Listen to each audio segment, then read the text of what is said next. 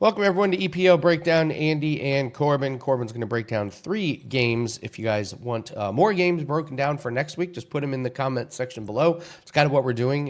Corbin goes into our Discord, which I'll put a link in the comment section as well. If you haven't joined our Discord, join there.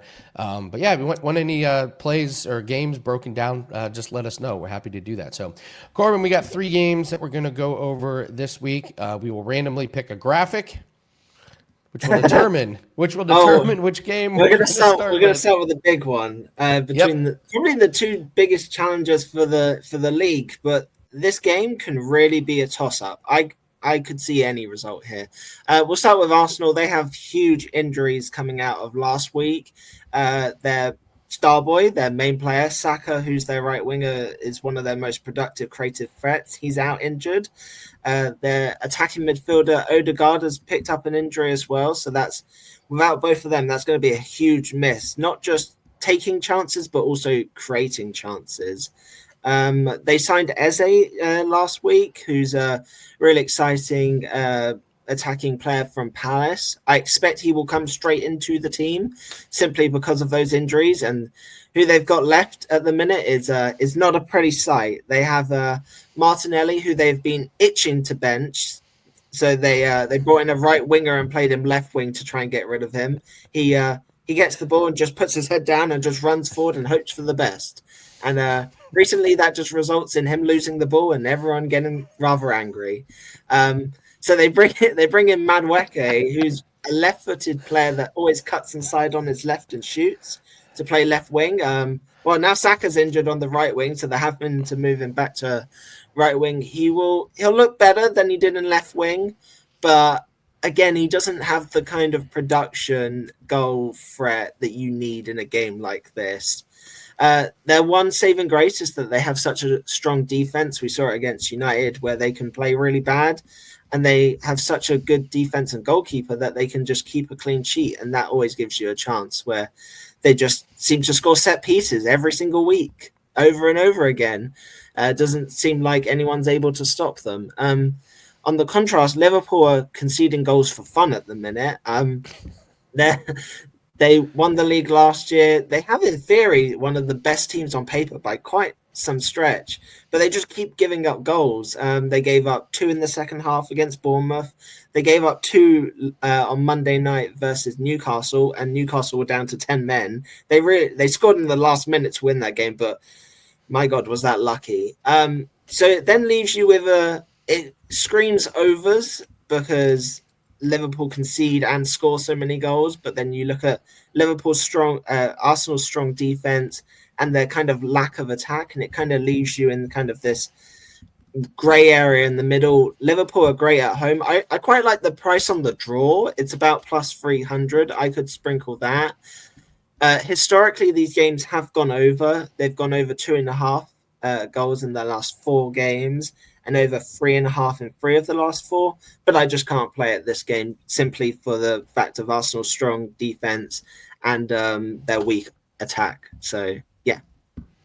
All right. Let's move to. We're not doing the same game again. No. Let's do West Ham and Forest, which breakdown Oh, this one. this seems to be one of the most debated games of this week, and I'm not sure why. We've had chats in the Discord where I've seen somebody wanting to bet West Ham. We'll get onto that in a second, and then people saying that the price on Forest is what's keeping them off. Quite honestly, Forest are just the better team here. So I hate that kind of, oh, the price is awful, so you can't play it. There's a reason the price is like that. If it wins, who cares what the price is? So Amen. what's up? Forest are at home. That gives them an advantage off the bat. And I talked about Liverpool shipping goals. West Ham's defense is non-existent. Andy, I'm pretty sure you and me could do better in defense. They've conceded 11 goals in 3 games. 11. Oof. Oof. And Oh like man. one of them was to Chelsea, one was to a Wolves team, which is basically at the bottom. They make some bad teams look pretty damn good at the minute. They're just all over the place. The price on Forest isn't great, but draw no bet parlay to me is a great piece because I don't see them losing this game. I don't care if it's minus 5, 6, 700 because I just don't see them losing. They've won the last three head-to-heads, and obviously draw no bet gives you money back if it's a draw. Really like Forest's new signing as well. And Doy, he plays on the right wing.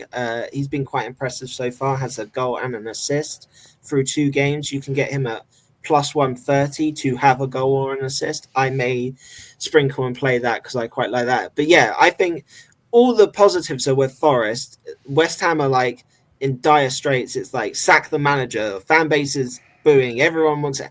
When you have that negative energy, it is. I don't see how it suddenly just turns around against a tricky opponent, because Forest's defense in particular is really good. They had the joint best defensive record last year. I don't see a world in which anyone could want to bet West Ham in this spot. So, all right, real quick, we got one more game, but use the promo code Andy30. It gets 50% off 30 days. We bring this up. Corbin's off to a great start in soccer. You're going to get all of his official soccer plays.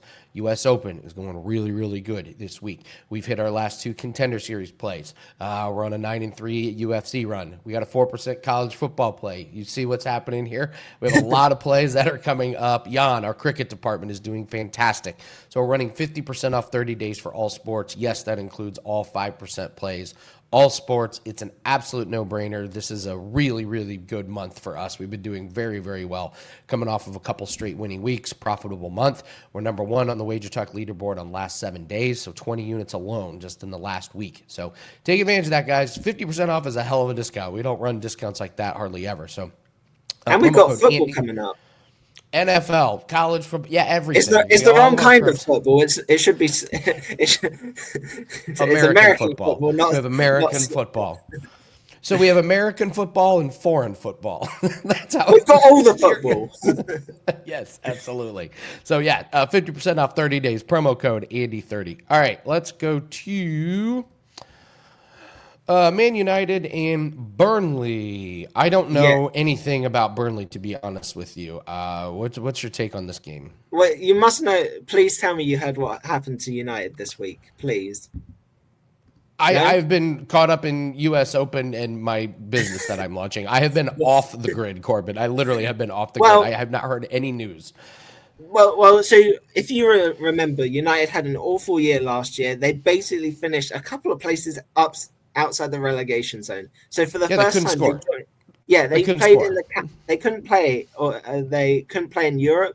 So Carabao Cup, they've gone in a round earlier than they normally do. You think, oh great, a time for them to build momentum. They draw a League 2 side, which is like 4 leagues underneath them.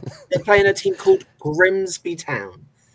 What do you reckon the score was? Oh no, 1-0. So Grimsby were 2-0 up, and United came back and scored in the very last minute. Panic stations, takes it 2-2, goes straight to penalties. Grimsby went on penalties. Grimsby Town knocked out Manchester United in the first round of the Carabao Cup. It's great. And then there's all their memes. Their manager couldn't bear watching the penalties or half the game. So he sat in the dugout with this tiny little board with magnets on, and he's like frantically moving all these magnets around this board. And it's like, is he watching the game? Like, the players are all over the place, and he's moving magnets and hiding and not watching.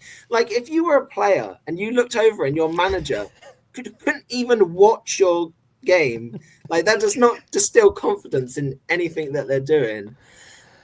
Is this a bounce back spot? I really don't know. Like, this just feels like same old Man United. It's like, you don't think it could get any worse? Oh wait, it does. Like, he did a whole speech at the end of last year to the fans at their last home game. He's like, the storm is ending. Like, we're going into a new season. Everything's going to be great. And they did. They looked better versus Arsenal, but how much of that was Arsenal looking bad as opposed to Man United looking good?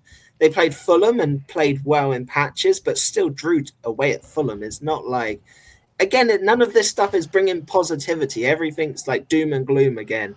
And when you've got that kind of mindset, it's hard to put that aside even for a game. Their defense has looked better. Initially, I was looking at playing them to have a clean sheet or Burnley not to score by. I can't touch a team that's losing to Grimsby on penalties. The one play I can look at is Cunha to have lots of shots. He is Man United's forward. He had 6 versus Grimsby, 3 versus Fulham, and 4 versus Arsenal. I will quite happily take him to have a shot, 2 shots, or 3 shots parlayed. That's probably my strongest look in that game because God forbid you want to touch either of these teams because Burnley's a newly promoted team. They're going to come to United. They're going to sit behind the ball. They're going to put everyone in the box and try and counter attack. I think this has got a classic 0-0 or maybe like a Man United 1-0 like sneaky at the end. Nothing confident to pick from that game, just more laughing at the bad side of Manchester. So you love when Man United. They're like your of course team. I do. I'm a Man City fan. You love when Man U's. Oh, I have a party. It's great. No matter how bad we had a bad season last year, and we still ended up finishing like I can't even remember. Were we third or I think we got third in the end. And the amount of stick that I took throughout the year, and then you just see United lose again, lose again, lose again, lose again. It's great. I'm having a whale of a time. Well, I, as disastrous as your guys' year was last year, I do feel like you guys kind of salvaged it and like kind of overachieved a little bit because it was absolutely a disastrous year. I say all of that. I'm going. City are playing Brighton at the weekend, and I'm going to the game. And now I've said all of that. I've 100% jinxed it, and we're going to lose. I went to like 7 or 8 games last year, and Brighton. You were the curse. And I saw one win. Out of. I'm just like. I literally like turned up another week. We can't lose to these. We lost. Turned up again. We lost. So hopefully I'm a good luck charm this year. Well, I'm looking at soccer numbers and 4-0 in the last 4 plays, 9-3 in the last 12, 23-9 in the last 32. So soccer's running really, really good. So if you want, it's really been since we changed the strategy. When we were doing corners for a long time, and don't get me wrong, I'm still playing corners, but in much more specific kind of spots. Some of the corner numbers were getting unrealistic. Like we were taking like 4s and 3.5 unders, and it's like it's so easy now for these teams to get 2 corners at a time because they swing it in if a player they come in bunches, don't they? Exactly. So yeah, moving away from corners more to draw no bet, the spreads where I mention it in all the sports that I do, that like margin for error. This just gives you even more margin for error, such as I will probably use Nottingham Forest draw no bet in a play simply because I don't see how West Ham win. I don't see how they keep out enough goals or score enough goals. So to me, that's a no-brainer. That's the kind of thing we're going for at the minute. So. All right. Well, great breakdowns. We're going to do it again next week on this channel, Winning in the Shadows YouTube channel. We have our NFL Futures show where we each give our top 3 futures, then we rank them. And get ready, guys, because we have a lot of NFL props content. It starts this week. So football is here, and love doing those NFL shows for everybody. Also, check out our YouTube Shorts. I put up free plays on YouTube Shorts almost every day. We got one that is up today for college football. So check those videos out. I'll put a link in the comment section to join our Discord if you haven't joined. And if you are in the Discord, thanks. You guys have been doing really, really good in Discord. We just added a live bets channel in there. Oh, that has my name written all over it. And our guys start off 2-0. They put 2 live bets in there last night and hit them. So, yep, a lot of fun winning in the Shadows Discord. Thanks very much, Corbin. Great work. Let's continue kicking ass in soccer and all these other sports. Have a good weekend. Yeah. Good luck.